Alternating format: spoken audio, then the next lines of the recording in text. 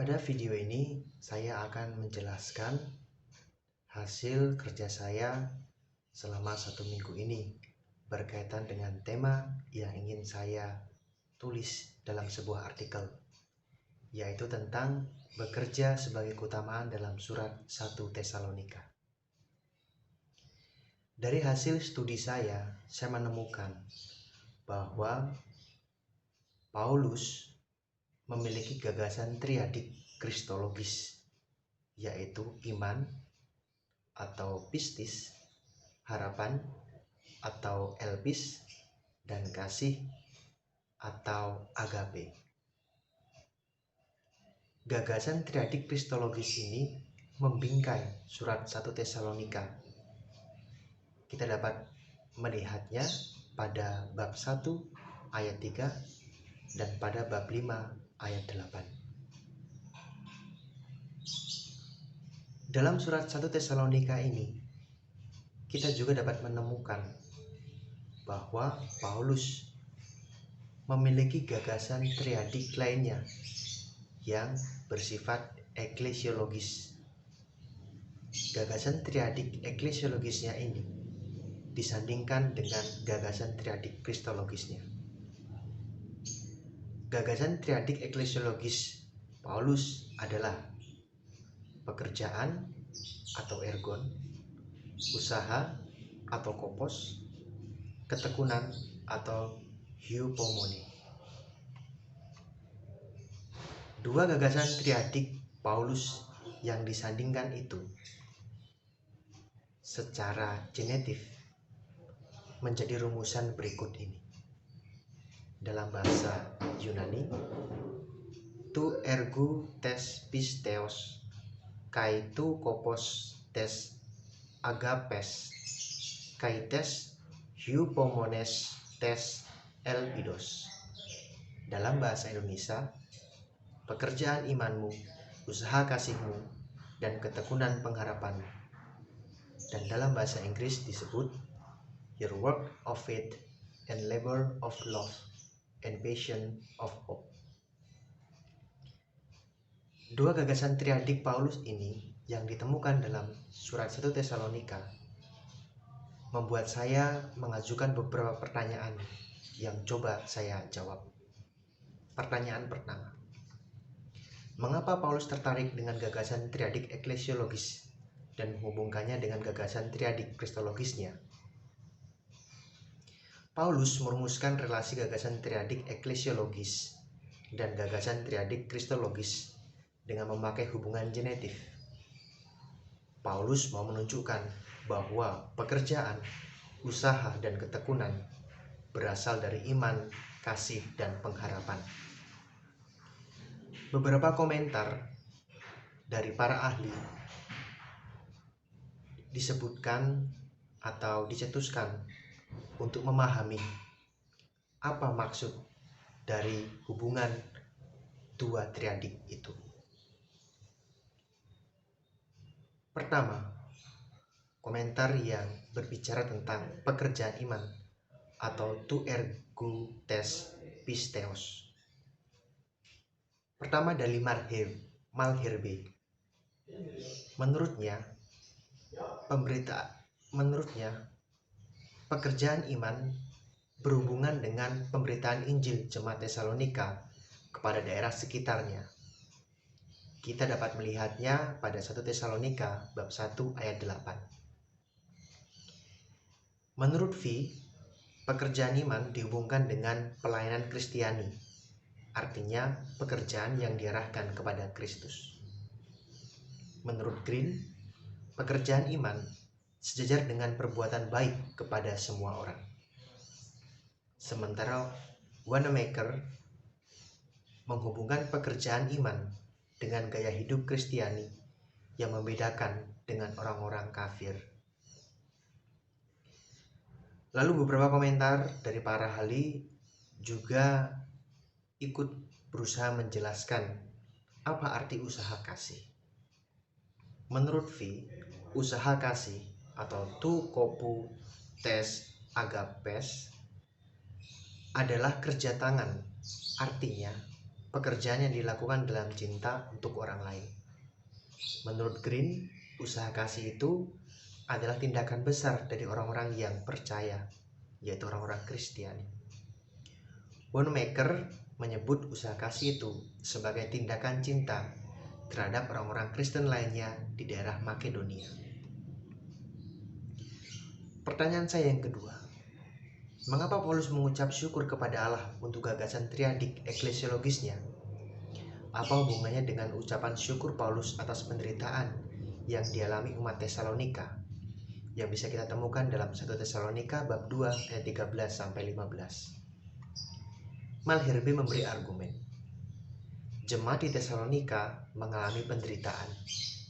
Kita bisa temukan dalam 1 Tesalonika bab 1 ayat 6, bab 2 ayat 2, dan bab 3 ayat 3-5.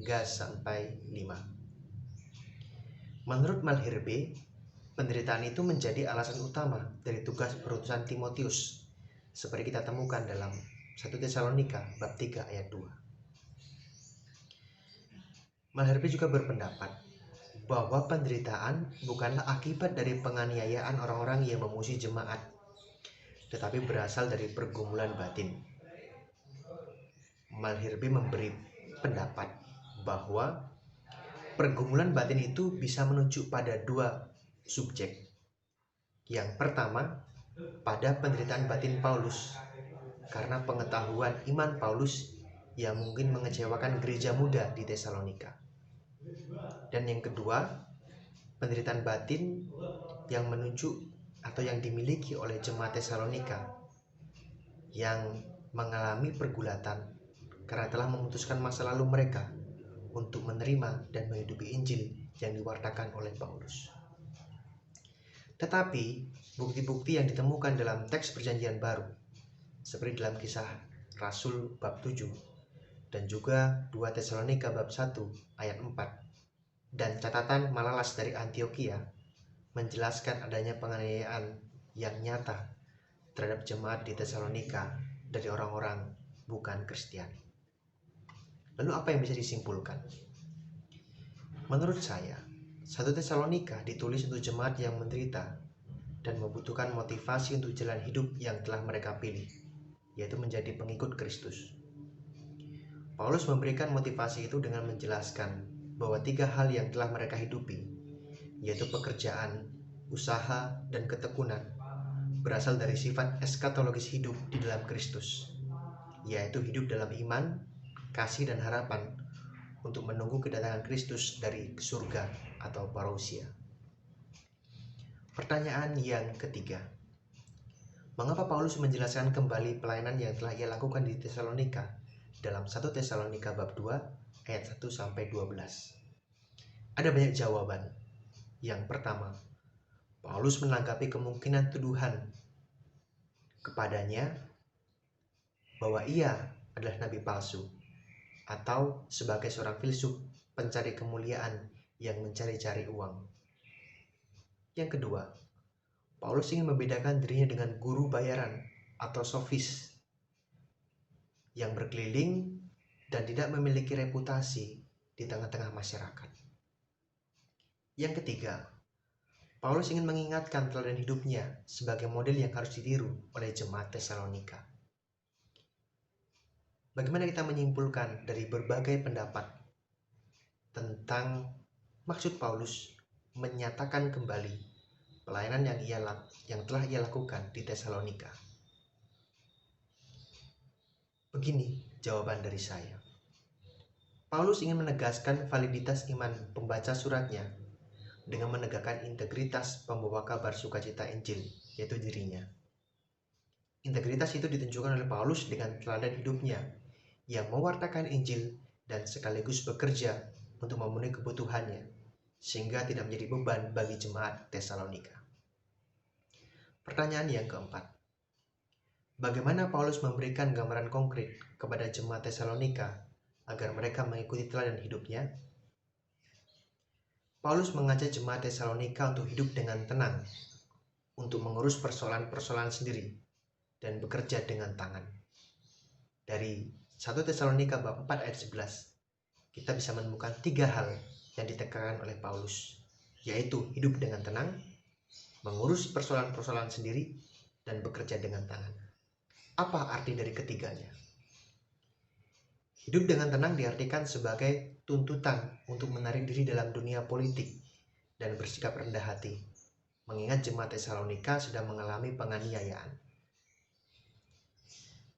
Yang kedua, mengurus persoalan-persoalan sendiri diartikan sebagai mengurus masalah finansial mereka sendiri. Bruce Winter berpendapat bahwa di antara jemaat Tesalonika ada jemaat yang mencari pelindung, entah kepada anggota jemaat atau bukan anggota jemaat yang kaya raya. Tujuannya adalah supaya dengan memiliki pelindung, mereka bisa memperoleh makanan. Dan ada juga jemaat yang menawarkan dukungan politik kepada orang-orang tertentu, atau mungkin orang-orang yang berpengaruh di polis di kota-kota, agar mereka mendapatkan persediaan untuk kebutuhan hidup mereka. Bruce Winter menduga bahwa apa yang dilakukan oleh beberapa jemaat di Tesalonika itu disebabkan oleh bencana kelaparan yang melanda kota. Ketiga, klausa bekerja dengan tangan digunakan Paulus untuk menjunjung martabat jemaat Tesalonika yang mayoritas terdiri dari jemaat yang miskin dan berpenghasilan menengah. Dalam masyarakat Yunani, orang-orang yang demikian sangat akrab dengan pekerjaan tangan yang oleh beberapa filsuf Yunani, misalnya Aristoteles, dianggap sebagai pekerjaan hina. Bagi masyarakat elit Yunani, pekerjaan yang terhormat adalah belajar dan mencapai keutamaan atau kebajikan. Pertanyaan yang kelima, mengapa Paulus memuji dan meminta jemaat untuk menghormati mereka yang bekerja keras di antara kami? Dalam 1 Tesalonika bab 5 ayat 12-13. Dan juga ia meminta jemaat untuk menegur mereka yang hidup dengan tidak tertib dalam 1 Tesalonika bab 5 ayat 14. Paulus ingin menekankan perbedaan mencolok antara pemimpin yang bekerja keras dan beberapa orang yang bermalas-malasan. Ini menunjuk pada mereka yang tidak mau bekerja dan mengandalkan bantuan dari orang lain, seperti yang telah saya jelaskan pada pertanyaan sebelumnya. Bagi Paulus, pemimpin yang bekerja keras adalah teladan hidup yang benar bagi jemaat Tesalonika. Mereka bekerja karena dimotivasi oleh kedatangan Yesus yang kedua atau parousia. Kita bisa melihatnya pada 1 Tesalonika bab 5 ayat 1-11. Dan bukan karena antusiasme eskatologis yang menyebabkan mereka malas dan meninggalkan pekerjaan. Pertanyaan yang keenam, apa yang dapat disimpulkan dari pesan Paulus tentang bekerja? Bagi Paulus, bekerja adalah ungkapan iman dan kasih dari orang-orang yang percaya kepada Yesus Kristus. Bekerja dengan tangan sendiri untuk memenuhi kebutuhan hidup sendiri dan tidak menggantungkan diri pada bantuan orang lain sehingga menjadi beban bagi mereka adalah perbuatan kasih dan iman serta ekspresi harapan eskatologis. Melalui bekerja dengan tangan, jemaat Tesalonika menjadi saksi Kristus yang kredibel atau dapat dipercaya bagi masyarakat sekitarnya. Demikianlah hasil kerja saya selama 1 minggu ini. Terima kasih.